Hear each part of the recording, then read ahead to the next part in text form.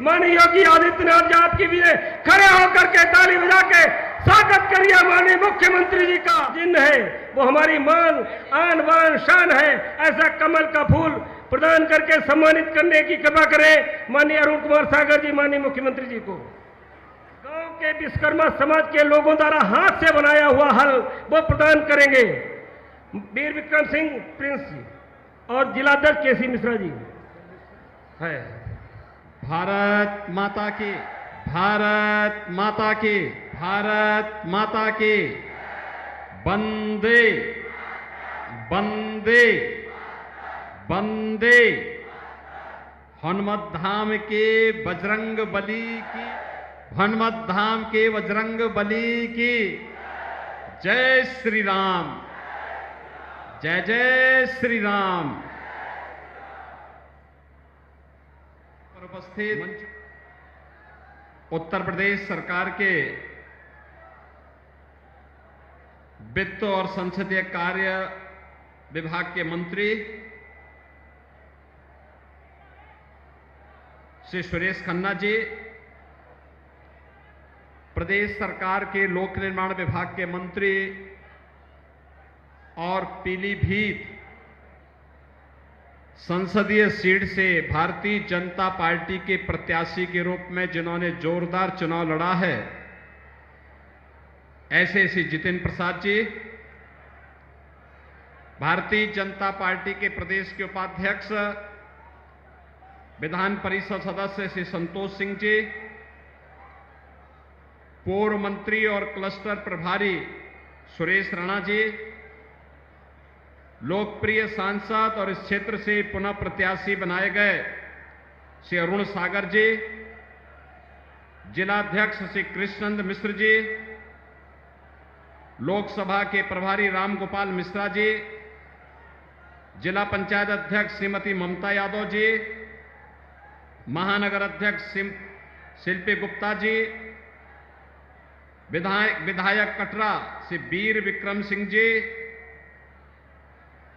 मान्य विधायकगण श्री चेतराम जी, हरिप्रकाश वर्मा जी, श्रीमती सोलोना कुशवाहा जी, विधान परिषद सदस्य डॉक्टर सुधीर गुप्ता जी, लोकसभा के संयोजक अरुण गुप्ता जी, अध्यक्ष जिला सहकारी बैंक श्री धर्मेंद्र प्रताप सिंह राठौर जी, महापौर श्रीमती अर्चना वर्मा जी और भारतीय जनता पार्टी के हमारे सभी पदाधिकारी और उपस्थित बहनों और भाइयों, काकोरी ट्रेन एक्शन के महानायक पंडित राम प्रसाद बिस्मिल, अस्फाउल्लाह खां और ठाकुर रोशन सिंह की इस पावन धरा को मैं नमन करते हुए, इस भीषण गर्मी में भी आप इस जनसभा में आए हैं और लोकतंत्र को पुष्ट करने के लिए, मजबूत बनने के लिए, अपनी सहभागिता के लिए मोदी जी के विकसित भारत की संकल्पना को साकार करने में अपना योगदान दे रहे हैं। इसके लिए बहनों और भाइयों मैं आप सबका हृदय से अभिनंदन करता हूं, स्वागत करता हूं। बहनों और भाइयों, जब मैं यहां आ रहा था तो मैं देख के भौचक था कि शाहजहांपुर एक ऐसा जिला है जहां लाड साहब का जुलूस भी निकलता है और वहां पर लाड साहब के जुलूस का बड़ा अच्छे ढंग से स्वागत करते हैं, मैंने सुना है। और खन्ना जी कहीं भी हो लेकिन लाड साहब के जुलूस में भाग लेने के लिए जरूर आते हैं। लेकिन बहनों और भाइयों, अभी भी खुदागंज और अल्लाहगंज जैसे कस्बे भी यहां पर हैं और इसीलिए मैं आप सबका आह्वान करने के लिए आया हूं। मोदी जी ने कहा है ना, आजादी के अमृत महोत्सव के मुख्य समारोह को संबोधित करते हुए उन्होंने पंच प्रण की बात की। पंच प्रण में गुलामी के अंशों को समाप्त करना और विरासत का सम्मान करना। हमें भारत और भारतीयता पर गौरव की अनुभूति होनी चाहिए। भारत के विकास को हम लोग मन वचन कर्म से आगे बढ़ाने का कार्य करेंगे। और अपनी विरासत का सम्मान भी करेंगे।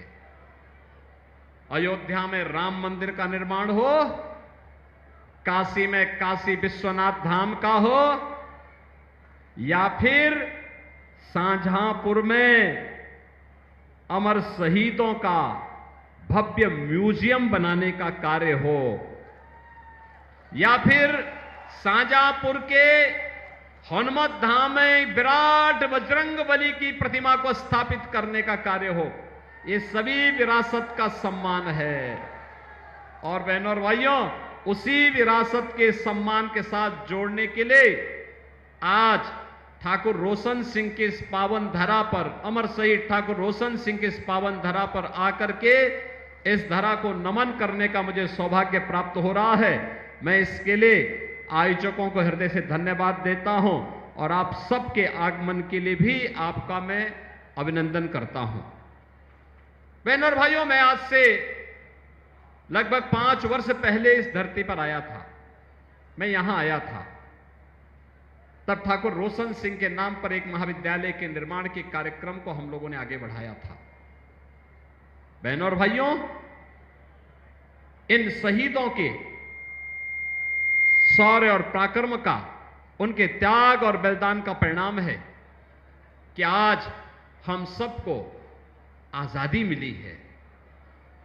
इस आजाद भारत में हम अपने अनुसार योजनाएं बना पा रहे हैं, बिना भेदभाव के समाज के हर तबके को सम्मान मिल पा रहा है। कोई भेद नहीं है, गांव हो, गरीब हो, किसान हो, नौजवान हो, महिलाएं हो, सबको बराबर सम्मान प्राप्त हो रहा है।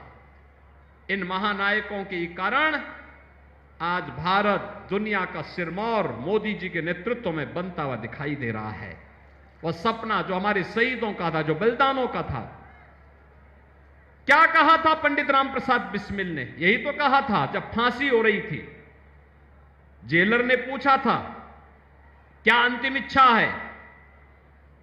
लोग मानते हैं कि भाई किसी को अगर हम फांसी दे रहे हैं, उससे पूछेंगे अंतिम इच्छा, वो कहेगा साहब मुझे छोड़ दो, वो एक बार माफ कर दो।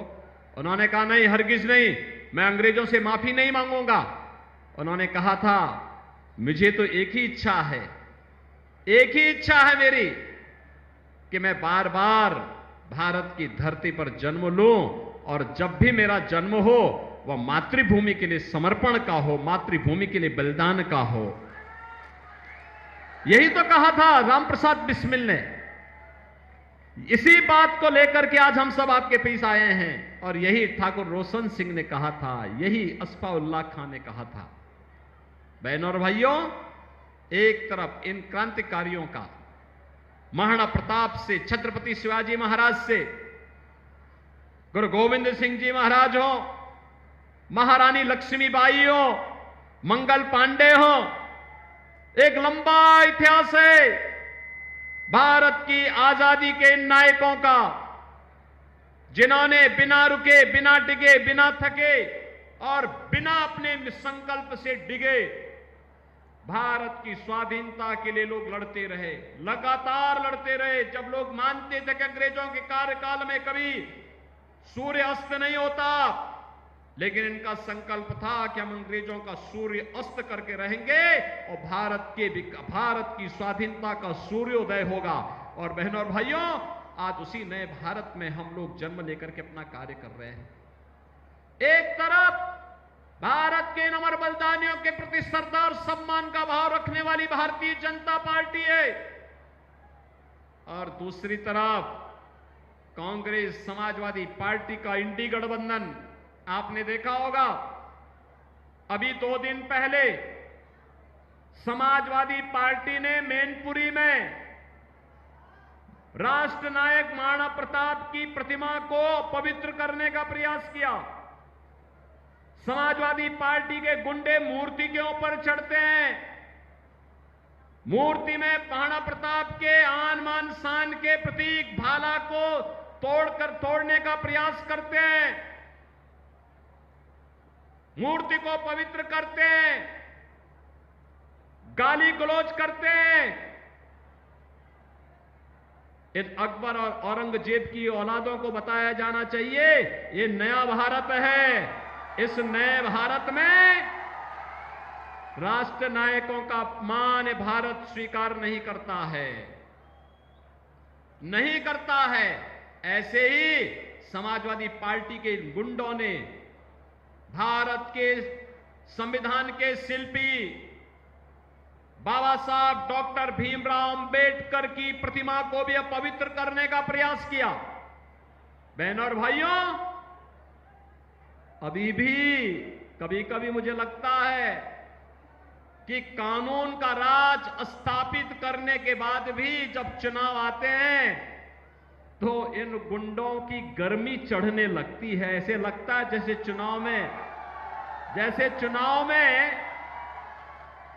चुनाव आते ही इनको लगने लगता है कि जैसे अब ये लोग फिर से जनता पे अपना कहर ढाने लग जाएंगे। लेकिन इनकी गफलत है ये। भारतीय जनता पार्टी जनता जनार्दन के आशीर्वाद से उनकी सेवा करते हुए प्रधानमंत्री मोदी जी के नेतृत्व में लगातार कार्य कर रही है और चुनाव परिणाम आएंगे, गुंडों की गर्मी भी धीरे धीरे करके अपने आप शांत होती जाएगी। बहनों और भाइयों, आज देश अपने आजादी के अमृत काल में प्रवेश कर गया है और अमृत काल का संकल्प क्या है? विकसित भारत। क्या संकल्प है? विकसित भारत, आत्मनिर्भर भारत। आत्मनिर्भर भारत का मतलब हर नौजवान आत्मनिर्भर होगा, उसके हाथ को काम होगा। हर महिला आत्मनिर्भर होगी, उसके हाथ को कार्य होगा। हर किसान आत्मनिर्भर होगा, उसके हाथ को कार्य होगा और खुशहाल होगा। हर हस्तशिल्पी के हाथ को कार्य होगा, उसका जीवन खुशहाल होगा, उसके बच्चे खुशहाल होंगे। हर श्रमिक खुशहाल होगा, उसके बच्चे खुशहाल होंगे, उसके बच्चे भी अच्छे स्कूलों में पढ़ पाएंगे, जैसे हम लोगों ने अटल आवासीय विद्यालय बनाए हैं। बहनों और भाइयों, और जब आत्मनिर्भर भारत होगा, वही आत्मनिर्भर भारत विकसित भारत की संकल्पना को साकार करेगा। और हमारी पीढ़ी सौभाग्यशाली है, हमने इस विकसित भारत की संकल्पना को साकार होते हुए हम देख रहे हैं। आपने देखा होगा कैसे मोदी जी के नेतृत्व में 10 वर्ष में भारत बदला है। 10 वर्ष पहले की कल्पना करिए, क्या था भारत? नौजवान पलायन करता था, किसान आत्महत्या करता था, गरीब भूखों मरता था, बीमार चिकित्सा सुविधा के अभाव में मरता था, किसी के पास दवा नहीं है, किसी के पास दवा का पैसा नहीं है, कहीं डॉक्टर नहीं है, कहीं चिकित्सालय नहीं है। और आज नए भारत में हाईवे है, रेलवे है, एक्सप्रेसवे है। खन्ना जी और जितिन जी और हमारे विधायकगण तो एक्सप्रेसवे को इसी हरदोई, इसी शाहजहांपुर होते हुए लेके जा रहे हैं। और इस एक्सप्रेसवे में एक एयर स्ट्रिप भी बनने जा रहा है। अगर बाई चांस कभी किसी दुश्मन से युद्ध करना पड़े तो भारतीय वायुसेना के विमान इसी एक्सप्रेसवे पे उतर करके यहीं से फिर दुश्मन के देश पर हमला करने की तैयारी करेंगे। यही शाहजहांपुर में होने जा रहा है। बहनों और भाइयों, आपने देखा होगा विकास के कार्य किस रूप में आगे बढ़ रहे हैं। खन्ना जी भी नई योजनाओं को लेके आते हैं, जितिन प्रसाद जी नई योजनाओं को लेके आ जाते हैं, जेपीएस राठौर भी नई योजनाओं को लेके आते हैं, हमारे सांसद, हमारे विधायक, ये सभी लोग लग करके विकास की इस मुहिम को तेजी के साथ आगे बढ़ा करके नए भारत का नया उत्तर प्रदेश है तो नया उत्तर प्रदेश का नया शाहजहांपुर भी आज हम सबके सामने देखने को मिल रहा है। बहनों और भाइयों, उसी नए भारत में दुनिया में सम्मान, राष्ट्रीय सुरक्षा पुख्ता, अब तो पटाखा भी जोर से फट जाएगा ना तो पाकिस्तान सफाई देता कि भैया मेरा योगदान नहीं है, मैंने नहीं किया है, मैं नहीं किया हूं, मेरा कोई लेना देना नहीं।